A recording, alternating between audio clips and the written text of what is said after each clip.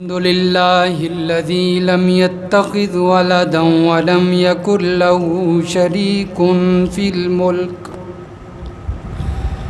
ولم يكن له ولي من الذل وكبره تكبيرا.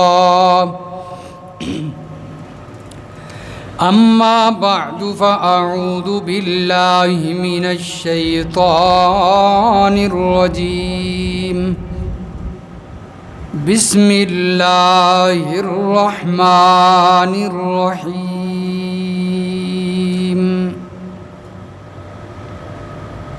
لمسجد أسس على التقوى من أول يوم أحق أن تقوم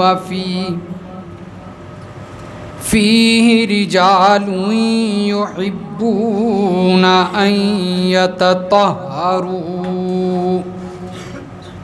والله يحب المطهرين. سبحان ربك رب العزة عما يصفون وسلام على المرسلين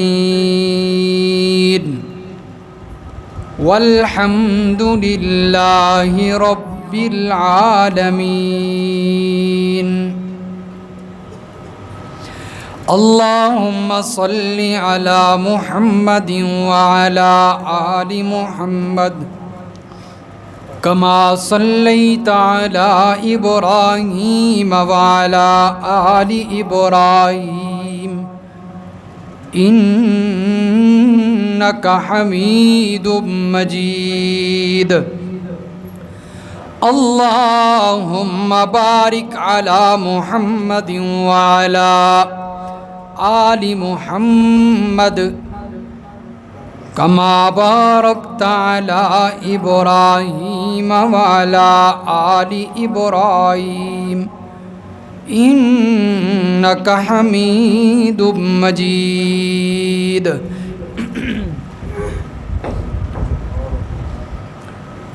گزشتہ جمعۃ المبارک پہ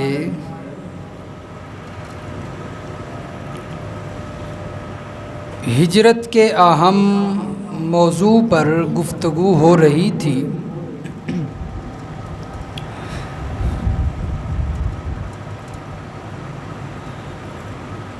چنانچہ غار ثور میں حضرت ابو بکر صدیق رضی اللہ تعالی عنہ نبی علیہ الصلاۃ والسلام کی پہرے داری پر مامور ہیں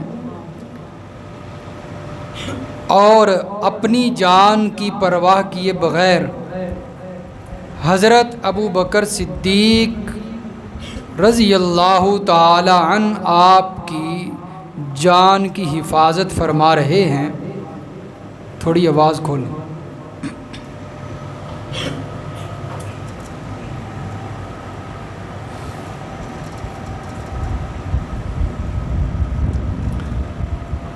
اور جتنی پرواہ آپ صلی اللہ علیہ وسلم کی جان کی حضرت ابو بکر صدیق رضی اللہ تعالی عنہ کر رہے ہیں شاید ہی اتنی کسی نے پرواہ کی ہو. آواز کھولو، میرا آواز سا کھچ رہی ہے. چھوٹا جڑا بٹن ہے نا جتھے مائک دی لپی لگی ہوئی ہے اس نو بداؤ.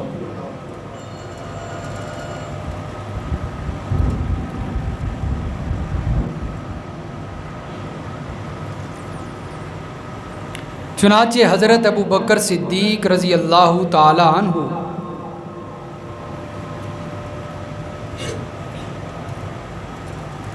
آپ صلی اللہ علیہ وسلم کو لے کر وہاں سے نکلتے ہیں.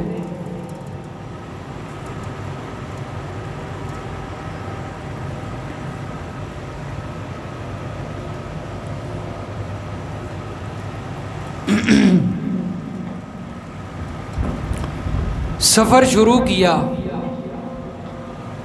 نبی علیہ الصلاۃ والسلام گھوڑے پر سوار ہیں،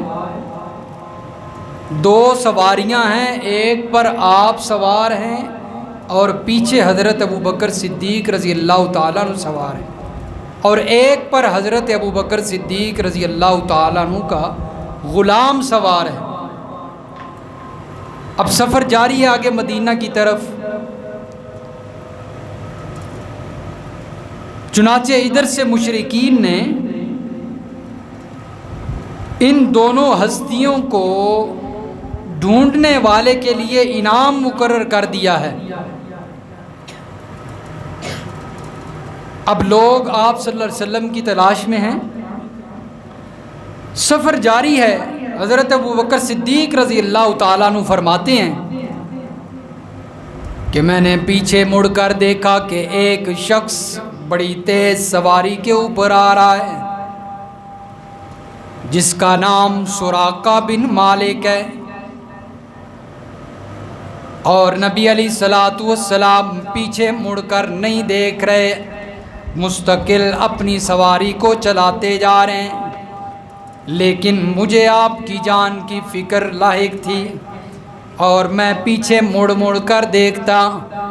میں نے اللہ کے نبی کو فرمایا، اے اللہ کے محبوب، پیچھے دشمن آ رہا ہے۔ اللہ کے پیغمبر نے فرمایا، صدیق گھبراتا کیوں ہے؟ جس ذات نے ہماری غار میں حفاظت کی تھی اب بھی وہی کرے گا۔ لا تحزن ان اللہ معنا۔ نبی علیہ الصلاۃ والسلام مصفر اپنی سواری کو چلاتے جا رہے ہیں، لیکن حضرت ابوبکر بے چین ہیں۔ یا رسول اللہ، وہ تو قریب آ چکا ہے۔ نبی علیہ الصلاۃ والسلام نے اس کے لیے بد دعا کی۔ سراقہ بن مالک کے حق میں بد دعا کرنے کی دیر تھی۔ گھوڑا اس کا پاؤں پھسلتا ہے، گھوڑا گر جاتا ہے، سراقہ بن مالک بھی نیچے ہے اور گھوڑا ہنہنانے لگتا ہے۔ سراقہ بن مالک واپس مڑ جاتا ہے اور کہ میری اپنی جان خطرے میں پڑ سکتی ہے، واپس چلا جاتا ہے اپنے علاقے میں۔ مجلس بیٹھی ہوئی ہے، لوگ بھی بیٹھے ہیں۔ ایک انسان کہتا ہے، ایک آدمی بولتا ہے، میں نے اس طرح کے دو آدمیوں کو سواری کے اوپر جاتے ہوئے دیکھا ہے مدینہ کی طرف۔ حضرت ابوبکر صدیق رضی اللہ تعالیٰ عنہ ذرا بوڑھے تھے اور آپ ذرا جوان تھے، دونوں کے حلیوں میں فرق تھا۔ اس شخص نے حلیہ مبارک بتایا، ایسے ایسے دو بندے تھے۔ سراقہ بن مالک کہنے لگا، یہ جھوٹ بولتا ہے، میں ابھی اسی رستے سے آ رہا ہوں، وہاں پر تو کوئی نہیں تھا۔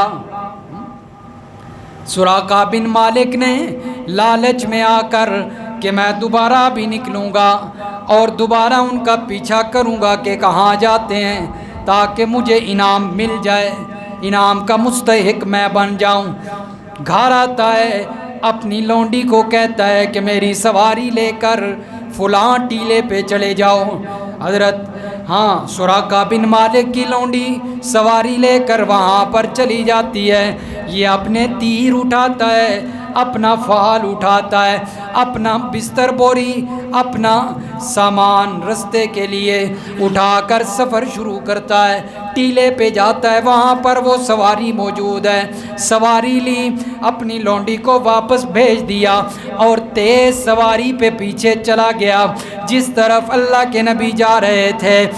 دوڑائی سواری تاکہ میں جلدی وہاں پر پہنچ جاؤں، رستے میں رکتا ہے۔ سراقہ کہتا ہے، میں نے اپنے تھیلے میں سے تیر نکالا اور فال نکالا، میں نے تیر پھینکا، کیونکہ کفار کے اندر ایک رسم تھی، ایک بدعت یہ بھی تھی کہ وہ تیر کے ذریعے فال نکالا کرتے تھے کہ یہ کام میں نے کرنا ہے یا نہیں کرنا، مجھے کرنا چاہیے کہ نہیں کرنا چاہیے، تیر پھینکا کرتے تھے۔ اس نے تیر پھینکا، اس نظریے سے کہ میں آپ صلی اللہ علیہ وسلم کو نقصان پہنچا سکتا ہوں کہ نہیں، لیکن اس کا تیر، اس کا فال نکالنے کا نتیجہ یہ نکلتا ہے کہ تو آپ صلی اللہ علیہ وسلم کو نقصان نہیں پہنچا سکتا۔ لیکن اس نے اپنے اس فال کی، ان تیروں کی نافرمانی کرتے ہوئے پھر آپ کے پیچھے چل پڑا۔ جب قریب جاتا ہے، نبی علیہ السلام نے اس کے لیے بد دعا کی۔ اس کے گھوڑے کے پاؤں، اگلے پاؤں جن کو ہاتھ کہتے ہیں، وہ زمین کے اندر دھنس گئے۔ سراقہ بن مالک گر پڑا، نبی علیہ السلام سے معافیاں مانگنے لگا، یا رسول اللہ، اللہ کے محبوب مجھے معاف کر دیں، مجھے چھوڑ دیں، میرے لیے دعا کریں کہ میں بچ جاؤں، میں واپس جا کر کسی کو نہیں بتاؤں گا۔ نبی علیہ السلام نے اس کے لیے دعا کر دی، اللہ نے اسے دوبارہ محفوظ کیا، دوبارہ اسے بچا لیا۔ نبی علیہ السلام کو کہنے لگا، میں یہ بات کا اندازہ کر گیا ہوں کہ آپ ہی وہی شخصیت ہیں، آپ ہی وہی ہستی ہیں جن کو اللہ تعالیٰ جلد امیر بنا کر بھیجے گا، جلد فاتح بنا کر بھیجے گا۔ کہنے لگا، اللہ کے نبی صلی اللہ علیہ وسلم کو مجھے امان لکھ کر دیں کہ جس وقت آپ فاتح مکہ بن کر آئیں گے مجھے کچھ نہیں کہیں گے، میں امن میں ہوں گا۔ نبی علیہ السلام نے حضرت ابو بکر صدیق رضی اللہ تعالیٰ عنہ کے غلام کو کہا، لاؤ یہاں پر اسے لکھ کر دو کہ میں جس وقت فاتح مکہ بن کر آؤں گا میں اسے کچھ نہیں کہوں گا، اسے امان حاصل ہے۔ اللہ کے نبی صلی اللہ علیہ وسلم نے ساتھ ہی خوشخبری دے دی سراقہ بن مالک کو کہ ایک وقت آئے گا جب کیسر و کسریٰ فتح ہوں گے مسلمانوں کے ہاتھوں، تو کیسر و کسریٰ کے کنگن تیرے ہاتھ میں ہوں گے۔ اچھا، اللہ کے نبی کے پیشن گوئی۔ سراقہ بن مالک کہتا ہے، میں واپس چلا گیا، لیکن میں نے جا کر ان لوگوں کو نہیں بتایا کہ اللہ کے نبی کہاں ہیں۔ تو یہ پھر نبی علیہ السلام کی خوشخبری اور پیشن گوئی حضرت فاروق اعظم رضی اللہ تعالیٰ عنہ کے دور خلافت میں پوری ہوئی کہ جب کیسر و کسریٰ ایران فتح ہوا تو اس کے جو کنگن تھے حضرت فاروق اعظم رضی اللہ تعالیٰ عنہ نے سراقہ بن مالک کو پہنائے۔ جب آئے نا مال غنیمت آیا، کنگن سامنے آئے تو کہا سراقہ بن مالک کہاں ہے، اسے بلاؤ، پھر اس کو پہنا دی۔ اس لیے کہ میرے پیغمبر کی زبان سے نکلی ہوئی بات سچی بات ہوتی ہے، وہ کبھی اس میں تھوڑا سا بھی رد و بدل نہیں ہو سکتا۔ ہاں جی، اور حضرت انس رضی اللہ تعالیٰ عنہ فرماتے ہیں سراقہ بن مالک صبح کے وقت غیر مسلم تھا اور شام کے وقت مسلمان ہو چکا تھا۔ فرمایا نبی علیہ السلام آگے چل پڑے، رستے میں نبی علیہ السلام کا ساز و سامان زیادہ راہ ختم ہو گیا، سفر لمبا تھا، کوئی جہاز کا تو سفر تھا نہیں۔ اب مکہ سے مدینہ جانا ہو تقریباً کوئی 450 کلومیٹر میرا خیال میں بنتا ہے، وہ 500 کلومیٹر، تو سارا دن گاڑی میں بندہ سفر کرتا رہے نا، تھک جاتا ہے بندہ۔ اس وقت تو گھوڑے تھے اور رستے بھی دشوار تھے، رستے بھی ہموار نہیں تھے، سخت رستے، پتھریلے رستے، پتہ نہیں کہاں کہاں سے ہو کر اللہ کے نبی پہنچے۔ زیادہ راہ ختم ہو گیا، رستے میں ایک خیمہ نظر آتا ہے۔ وہ خیمہ کس کا ہے؟ ام معبد کا، ایک عورت ہیں، بڑی نیک عورت ہے، مسافروں کو کھانا کھلایا کرتی تھی۔ نبی علیہ السلام اس خیمے کی طرف بڑھے، ام معبد کے خیمے کی طرف، اور وہاں جا کر اسے کہا ہمیں کوئی کھانے کے لیے چیز ہے تو دو، پینے کے لیے کوئی چیز ہے تو دو، ہم خریدنا چاہتے ہیں، کوئی گوشت، کوئی آٹا شاٹا ہم خریدتے ہیں آپ سے، ہمیں دو۔ ام معبد کہنے لگی گھر میں تو کچھ نہیں ہے، گھر میں تو کچھ نہیں ہے، نبی علیہ السلام کی نظر پڑتی ہے، ایک کونے میں ایک بکری کھڑی ہے۔ ام معبد کو کہا کہ وہ بکری، کہنے لگی یہ تو لاغر ہے، کمزور ہے، اس کے اوپر نہ تو گوشت ہے نہ تھنوں میں دودھ ہے، یہ تو گھر اس لیے کھڑی ہے کہ میرا خاوند بکریاں لے کر چرانے گیا ہے، یہ چل بھی نہیں سکتی تھی اس لیے گھر چھوڑ گیا ہے، لاغر ہے، کمزور ہے، چل سکتی نہیں، تو وہ گھر ہی چھوڑ جاتا ہے، شام کے لیے کچھ چارہ لے آتا ہے، باقی بکریاں چرنے گئی ہیں۔ نبی علیہ السلام نے فرمایا ام معبد لے آؤ، بکری کو لاؤ۔ نبی علیہ السلام کے پاس جب بکری لائی گئی، اللہ کے نبی صلی اللہ علیہ وسلم بیٹھے، تھنوں پہ ہاتھ رکھا اور بسم اللہ پڑھی اور تھنوں کو دبایا، صرف دبانے کی دیر تھی کہ دودھ کی نہریں چل پڑی۔ ام معبد کو بھی دودھ پلایا، ام معبد کو کہا برتن لے کر آؤ۔ اللہ کے نبی صلی اللہ علیہ وسلم اس لاغر کمزور بکری کے تھنوں پہ ہاتھ رکھے ہوئے، برتن بھر گیا اور جھاگ اوپر آ گئی، جس طرح کے دودھ بہت زیادہ ہوتا ہے، جھاگ بن گئی۔ ام معبد کو بھی پلایا، ام معبد کو کا برتن بھی بھر کے دیا، فرمایا جتنے برتن ہیں بھرو، اور نبی علیہ السلام نے خود بھی سیر ہو کر پیا اور باقی ہجرت کے مسافروں کو بھی ساتھ پلایا۔ یہ میرے پیغمبر کا معجزہ تھا۔ لیکن یاد رکھیے اللہ کے نبی صلی اللہ علیہ وسلم نے تھنوں پہ ہاتھ رکھا اور نام کس کا لیا؟ اللہ کا، اس لیے کہ نظریہ یہ بتایا امت کو کہ ہر کام اللہ کے نام سے ہوتا ہے، اللہ نہ چاہے تو کوئی کام، نبی بھی چاہے تب تک بھی وہ کام نہیں ہوتا جب تک اللہ کے چاہت نہ ہو۔ فرمایا بسم اللہ، اللہ کے نام سے۔ نبی علیہ السلام آگے چل پڑتے ہیں، حضرت زبیر رضی اللہ تعالیٰ عنہ رستے میں ملے، جو کہ شام سے ایک قافلہ، تجارت کا قافلہ تھا، اس کے ساتھ شامل تھے۔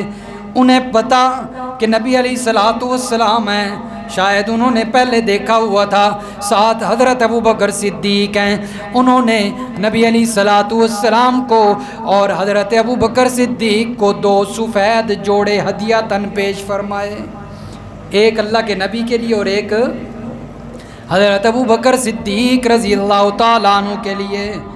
اور دیکھیں نا، جب انصار کو پتہ چلا نا، مدینے والوں کو پتہ چلا کہ اللہ کے نبی وہاں سے چل پڑے ہیں، اللہ کے نبی سفر شروع کر چکے ہیں، مدینہ والے انصار مدینہ روز الحرہ کے مقام پہ آ جایا کرتے تھے اور اللہ کے نبی کا انتظار کیا کرتے تھے۔ دیکھیں نا اللہ کے نبی سے کتنی محبت ہے، شدت سے انتظار ہے، کب اللہ کے نبی ہمارے پاس پہنچتے ہیں، الحرہ کے مقام پہ آتے، جس وقت اللہ کے نبی نہ پہنچ پاتے واپس چلے جایا کرتے تھے۔ اس لیے کہ صحابہ کا عقیدہ ہے کہ اللہ کا نبی جہاں پر ہوتا ہے وہیں موجود ہوتا ہے، ہر جگہ موجود نہیں ہوتا، اس لیے صحابہ واپس لوٹ جایا کرتے تھے کہ اللہ کے نبی تو آج نہیں پہنچ سکے۔ ایک دن آتا ہے جب اللہ کے نبی مدینہ کے قریب پہنچ گئے، الحرہ کے مقام پر صحابہ کرام انصار مدینہ انتظار کرنے کے بعد شام کو واپس لوٹے اور دیکھتے ہیں کہ ایک یہودی ہے، وہ کسی اونچے پہاڑ پہ چڑھتا ہے، اسے 2 سفید لباسوں والے انسان نظر آتے ہیں۔ اس نے زور سے آواز لگائی، اے عربوں کی جماعت، تمہارا بزرگ آ چکا ہے، تمہارا نبی آ چکا ہے، تمہارا قائد آ چکا ہے، تمہارا سردار آ چکا ہے۔ اللہ کے نبی صلی اللہ علیہ وسلم کو جس وقت اس یہودی نے دیکھ کر آواز لگائی نا، انصار مدینہ کے کان میں پڑی، سارے دوڑ پڑے استقبال کے لیے، سارے دوڑے۔ خوشی کا ایک عجیب منظر تھا سب کے چہروں پر، عورتیں بھی خوش ہیں، بچے بھی خوش ہیں، برد بھی خوش ہیں، چھوٹے بڑے سب خوش ہیں، اللہ کے نبی کے استقبال کے لیے تشریف لائے۔ الحرہ کے مقام پہ اللہ کے نبی پہنچتے ہیں، کیونکہ پہلے معاملہ طے تھا، اللہ کے نبی نے فرمایا تھا اس طرح وہاں پر اس مقام پہ ملاقات ہوگی۔ جب مدینہ والے آئے تھے نا حج کے لیے، پھر واپس گئے، چنانچہ اس مقام پہ پہنچے، نبی علیہ السلام کا استقبال کرنے کے بعد اللہ کے نبی صلی اللہ علیہ وسلم دائیں طرف مڑ گئے، الحرہ سے دائیں طرف مڑ گئے، اور بنی عمرو بن عوف کے پاس پہنچ کر اترتے ہیں، سواری سے اترے، اور پھر وہاں پر اللہ تبارک و تعالیٰ کے محبوب پیغمبر نے قیام کیا، قباء جسے کہا جاتا ہے، قباء کے مقام پہ 10 راتیں وہاں پر، یا 10 سے بھی زیادہ اللہ کے نبی ٹھہرے رہے، وہاں پر قیام کیا، اور پھر وہاں پر ایک مسجد بھی تعمیر کی نماز پڑھنے کے لیے، مسجد قباء۔ اور یہ وہ مسجد ہے جس کے اندر اللہ کے نبی خود جو ہے وہ مزدور اور مستری بن کر کام کرتے رہے، خود تعمیر کرتے رہے۔ قرآن کہتا ہے لَمَسْجِدٌ أُسِّسَ عَلَى التَّقْوَى مِنْ أَوَّلِ يَوْمٍ أَحَقُّ أَن تَقُومَ فِيهِ، یہ وہ مسجد ہے جس کی بنیاد تقوی کے اوپر رکھی گئی ہے، اس کی بنیاد تقوی پر رکھی گئی ہے، اور زیادہ حقدار یہی مسجد ہے کہ اس کے اندر نمازیں پڑھی جائیں۔ قرآن نازل ہوا اس مسجد کے بارے میں۔ اللہ کے نبی صلی اللہ علیہ وسلم 10 راتیں قیام کرنے کے بعد آگے چلتے ہیں مدینہ کی طرف، ابھی مدینہ شہر سے باہر ہی، مدینہ کی طرف چل پڑے، اور اللہ کے نبی صلی اللہ علیہ وسلم ایک مقام پہ پہنچتے ہیں جو آپ صلی اللہ علیہ وسلم کی مسجد سے وہ مقام مشہور ہے۔ آپ ادھر سے جائیں نا، مدینہ سے لوگ زیارتوں کے لیے جاتے ہیں تو وہاں پر نا ایک چھوٹی سی مسجد بنی ہوئی ہے ابھی بھی، وہ پتھروں کے ساتھ نا، سیاہ پتھر ہیں وہ، تو لوگ یہی بتاتے ہیں یہی وہ جگہ ہے جو آپ صلی اللہ علیہ وسلم کی مسجد کے نام سے مشہور ہے۔ اللہ کے نبی وہاں پر پہنچے، اور آپ صلی اللہ علیہ وسلم، وہ جگہ جو تھی وہ 2 صحابی تھے، یتیم بچے تھے، ایک کا نام سہل تھا اور ایک کا نام سہیل تھا، دونوں بھائی تھے، یتیم ہو گئے تھے، ان کے والد فوت ہو چکے تھے، ان کی ملکیت تھی وہ جگہ۔ نبی علیہ السلام اس مقام پہ پہنچتے ہیں، سہل اور سہیل رضی اللہ تعالیٰ عنہما کو بلایا، یہ اسعد بن زرارہ رضی اللہ تعالیٰ عنہ کی کفالت میں تھے دونوں بچے، وہی ان کی پرورش کیا کرتے تھے، یہ کھجوروں کا کام کرتے تھے، مزدوری کرتے تھے۔ اللہ کے نبی صلی اللہ علیہ وسلم نے فرمایا سہل اور سہیل کو بلوا کر کہ یہ جو جگہ ہے جہاں پر ہم موجود ہیں آپ کی ملکیت ہے، میں چاہتا ہوں کہ یہ مجھے فروخت کریں، میں یہاں پر مسجد بناؤں، لوگوں کی نماز کے لیے جو ہے مسجد بنا دیں تاکہ لوگ نماز پڑھیں گے۔ ان دونوں بھائیوں نے کہا یا رسول اللہ، ہمارے ماں باپ آپ پر قربان ہو جائیں، ہماری جان آپ پر فدا ہو جائے، ہم آپ کے لیے یہ ہدیہ کر دیتے ہیں، تحفہ دیتے ہیں، آپ ادھر مسجد بنائیں۔ نبی علیہ السلام نے فرمایا نہیں، میں ہدیہ اس طرح قبول نہیں کروں گا، بلکہ مجھے فروخت کریں گے آپ، اس لیے کہ وہ یتیم تھے نا۔ اللہ کے نبی نے فرمایا کہ چلو کوئی جو ہے وہ رقم ان کو مل جائے گی، کام آ جائے گی، یتیم بچے ہیں۔ اور آج ہمارا حال کیا ہے، ہم یتیموں کے ساتھ کیا حال کرتے ہیں، اگر کوئی بھائی فوت ہو جائے تو اس کے بچے پیچھے اس کا سارا خزانہ، اس بھائی کی جو وراثت ہوتی ہے وہ ہڑپ کر جاتے ہیں، ان بچوں کو کچھ نہیں دیا جاتا، ان کی والدہ کو اور بچوں کو تھوڑا بہت دے کر جو ہے وہ، بچے بیچارے چھوٹے ہوتے ہیں اس وقت، انہیں تو نہیں علم، تو اس کی والدہ کے ساتھ ظلم کرتے ہوئے انہیں دے کر سائڈ پہ کر دیا جاتا ہے۔ اور نبی علیہ السلام کا حال دیکھیے، یتیم بچوں کے ساتھ محبت اور خیر خواہی۔ ہاں جی، اور امتی دعویٰ تو کرتا ہے محبت کا، لیکن محبت پہ پورا اترتا نہیں، اس دعوے پہ پورا اترتا نہیں ہے۔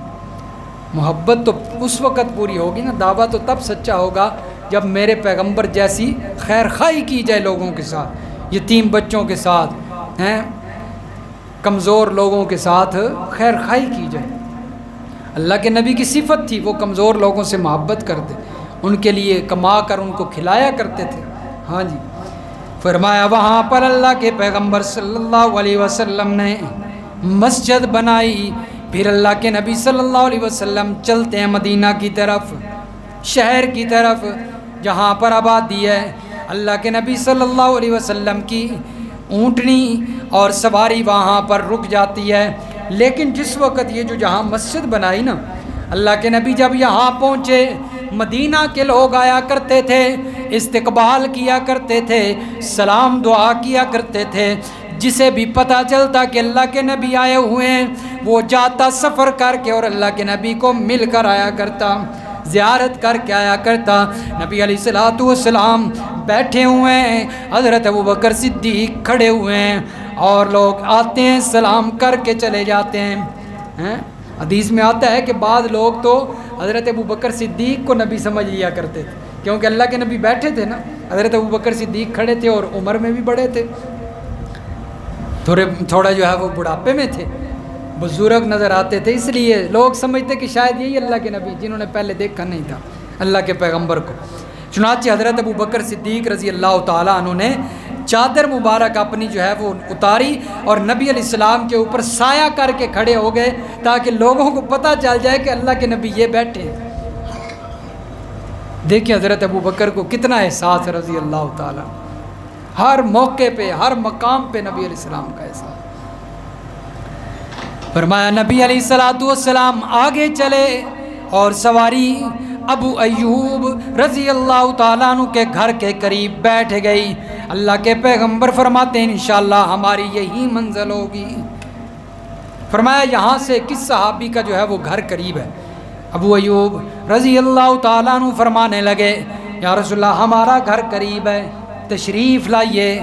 اور حدیث میں آتا ہے کہ حضرت ابو ایوب رضی اللہ تعالیٰ عنہ کا گھر 2 منزل تھا، ڈبل پورشن تھا، خود اوپر چلے گئے اور نبی علیہ السلام کو نیچے لیکن جب اوپر گئے نا بیوی سمیت بچوں سمیت، دل میں خیال آ کہ اللہ کے نبی نیچے ہیں اور ہم اوپر۔ فرمایا یا رسول اللہ میرا دل یہ پسند نہیں کرتا کہ آپ نیچے والے پورشن میں ہوں اور ہم اوپر ہوں، آپ اوپر تشریف لے جائیے، ہم نیچے آ جاتے ہیں۔ نبی علیہ السلام نے فرمایا نہیں ابو ایوب آپ کی محبت اپنی جگہ پہ، لیکن میرے لیے اور جو لوگ آنے والے ہیں ان کے لیے آسانی اسی میں ہے کہ میں نیچے والے پورشن میں رہوں، کہ لوگ آئیں گے مجھے ملنے تو ان کے لیے بھی آسانی ہوگی، میں نیچے ہی رہتا ہوں۔ چنانچہ ابو ایوب انصاری رضی اللہ تعالیٰ عنہ وہاں پر اللہ کے نبی کے خادم بن کر ان کی خدمت کرتے رہے۔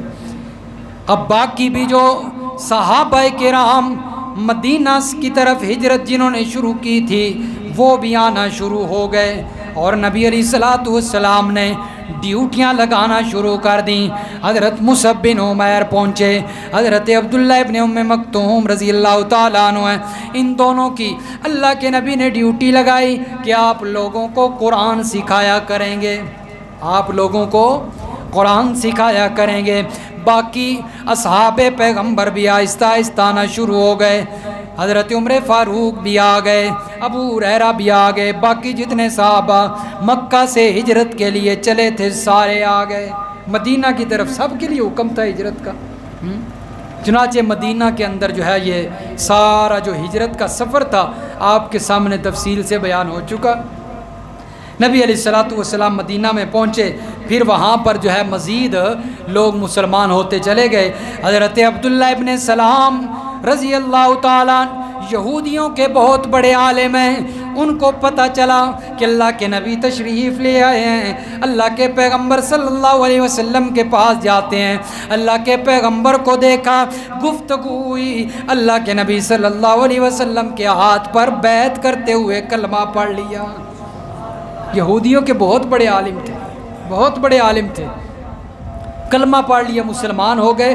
کہتے ہیں یا رسول اللہ میرے قبیلے کے جتنے لوگ ہیں، میں سردار کا بیٹا ہوں، میرا باپ قبیلے کا سردار تھا اور میں عالم ہوں یہودیوں کا بہت بڑا، آپ ان کو بھی دعوت دیجئے، ان کو بلوائیے، لیکن میرا نہ بتانا۔ نبی علیہ السلام نے ان کے قبیلے والوں کو بلایا، انہیں دعوت دی، کہتے ہیں نہیں۔ نبی علیہ السلام نے فرمایا عبداللہ بن سلام رضی اللہ تعالیٰ کے بارے میں آپ کا کیا خیال ہے؟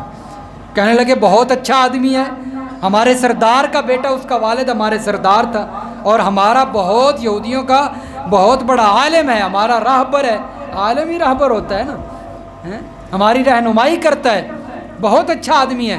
اللہ کے نبی نے فرمایا اگر میں کہوں کہ وہ بھی مسلمان ہو چکا ہے پھر تم ایمان قبول کرو گے یا نہیں؟ نبی علیہ السلام نے فرمایا یہ ہاں۔ جس وقت اللہ کے نبی نے یہ بات کی تو قبیلے والے کہنے لگے نہیں یہ جھوٹ ہو سکتا ہے، وہ مسلمان کو نہیں ہوئے۔ فرمایا بلاؤں انہیں۔ عبداللہ بن سلام رضی اللہ تعالیٰ عنہ کو بلوایا، آ کر انہوں نے خود بتایا کہ میں بھی اللہ کے پیغمبر کے ہاتھ پر کلمہ پڑھ چکا ہوں، تم بھی ایمان قبول کر لو۔ کہنے لگے نہیں ہم ایمان قبول نہیں کریں۔ اللہ کے نبی نے فرمایا پھر چلے جاؤ یہاں سے، دعوت دینی تھی میں نے دے دی، حق ادا کر دیا۔ چنانچہ اللہ کے نبی دعوت دینا شروع ہو گئے، سلسلہ مسلمان بڑھتے چلے گئے، یہودی بھی ہیں۔ تو عبداللہ بن سلام رضی اللہ تعالیٰ عنہ وہ شخصیت ہیں جو یہودیوں کے بہت بڑے عالم تھے۔ یہ بھی جب اسلام انہوں نے قبول کیا اس کی وجہ سے بھی اسلام کو بڑی تقویت ملی۔ کہتے ہیں نا جب کسی قبیلے یا جو ہے کسی خاندان کا انسان ٹھیک ہو جائے نا، رسم و رواج چھوڑ دے تو باقی بھی ٹھیک ہو جاتے ہیں۔ بہرحال بعد میں دعوت چلتی رہی، وہ خود بھی دیتے رہے، لوگ مسلمان ہوتے رہے۔ تو یہ حضرت نبی علیہ السلام کے ساتھ اکثر رہا کرتے تھے۔ باقی صحابہ کرام بھی ہیں۔ آگے پھر سلسلہ شروع ہوا، اللہ کے نبی نے پھر 10 سال یہاں پر گزارے مدینہ کے اندر۔ حضرت انس رضی اللہ تعالیٰ عنہ فرماتے ہیں 2 باتیں فرمائیں۔ فرمایا جس دن اللہ کے پیغمبر مدینہ میں ہجرت کر کے آئے تھے، تشریف لائے تھے، اس دن سے زیادہ خوشی کا دن کوئی نہیں تھا، اس دن سے زیادہ روشنی کا دن کوئی نہیں تھا۔ اور جب اس دنیا سے آپ رخصت کر گئے، چلے گئے اس دنیا سے، وفات پا گئے اللہ کے پاس، اللہ کے پیغمبر پہنچ چکے تھے، اس دن سے زیادہ غمگین دن کوئی نہیں تھا، اس دن سے زیادہ تاریک دن کوئی نہیں تھا۔ حضرت فاطمہ رضی اللہ تعالیٰ عنہ فرماتی ہیں یاد رکھنا جس دن اللہ کے پیغمبر کی وفات ہوئی، حضرت انس فرماتے ہیں اس سے زیادہ غمگین دن کوئی نہیں تھا۔ 12 ربیع الاول کا دن ہے۔ حضرت فاطمہ رضی اللہ تعالیٰ عنہ میرے پیغمبر کی لگتے جگر فرماتی ہیں صبت علیہ مصائب لو انہا صبت علی الایام سرن لیالیا۔ کہتی ہیں کہ جس دن میرے ابا اس دنیا سے رخصت ہو گئے، چلے گئے، میرے ابا پر موت آئی، حضرت فاطمہ فرماتی ہیں میرے اوپر اتنے غم ٹوٹے، اتنی تکلیف آئی، اتنا بوجھ پڑا میری ذات پر، میری جان پر، اگر وہ غم چمکتے ہوئے سورج پر بھی ٹوٹتے وہ بھی اپنی روشنی چھوڑ کر سیاہی بن جاتا۔ سورج چمکتا ہوا وہ بھی روشنی چھوڑ دیتا۔ فرمایا اتنے اس دن میرا دل غمگین ہوا اور میں افسردہ تھی۔ باقی صحابہ بھی غمگین تھے، اور آج مسلمان 12 ربیع الاول کو خوشیاں مناتے ہیں۔ جس دن مدینے میں کوہرام بچا ہوا تھا، مدینے کے اندر صحابہ کرام غمگین تھے۔ آج مسلمان، میں نہیں سمجھتا ان کو مسلمان، جس سے میرے نبی کو محبت ہوگی وہ کبھی اس دن میں خوشی نہیں منائے گا۔ صحابہ سچے محب تھے کہ نہ تھے؟ بولے نا سارے، صحابہ سارے میرے پیغمبر کے سچے محب تھے کہ نہیں تھے؟ سچی محبت کرتے تھے نا۔ تو پھر صحابہ کرام نے نبی علیہ السلام کی وفات پر خوشی منائی تھی یا غمزدہ تھے؟ تو پھر آج بناوٹی مسلمان، بناسپتی مسلمان خوشیاں مناتا ہے، اس کی محبت کا دعویٰ سچا ہے یا جھوٹا ہے؟ میرے نبی کا سچا محب کبھی خوشی نہیں منائے گا، اس لیے کہ اسے پتہ ہوگا کہ میرے پیغمبر کی وفات اس دن میں ہوئی ہے۔ صحابہ غمزدہ تھے، حضرت فاطمہ میرے پیغمبر کی لخت جگر وہ بھی پریشان تھی۔ بہرحال یہ آپ کے سامنے تفصیل سے ہجرت کا جو سفر تھا وہ بیان ہوا۔ اللہ تعالیٰ سمجھ نصیب فرمائے۔